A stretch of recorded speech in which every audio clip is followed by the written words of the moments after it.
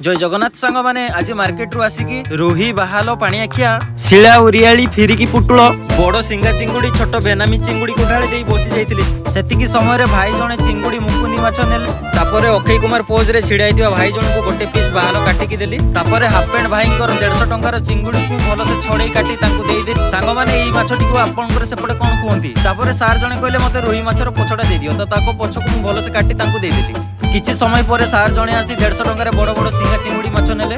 तांको चिंगुड़ी माछ को भलो से छड़ेई काटी तांकू देई देली। एई कबीर सिंह भाई जणे गाड़ी रे बसी कहउचंती छुआ तो नुवा यूट्यूब चैनल खोलिचु। मु कहली हां आगे ए ओडिया पिलाटा को तुम बढ़िया मन रे लाइक सब्सक्राइब करि दियो ना। तापरे भाई जणे आसी कहले मते रोही माछर अधा दियो। तो तांको रोही माछ अधा को भलो से काटी पीस पीस करी तांको देई देली। तापरे हीरो रे बसी जीरो भाई जणे कहले मते 100 टंका रे पुटुळ आ शिला माछ दियो। तो मु 100 टंका रे माछ ओजन करी तांको देई देली। तापरे भाई जणे आसी कहले मु तुम चैनल को सब्सक्राइब करिछि मते फ्री रे माछ दो। मु कहली नै जिवो आ कोन।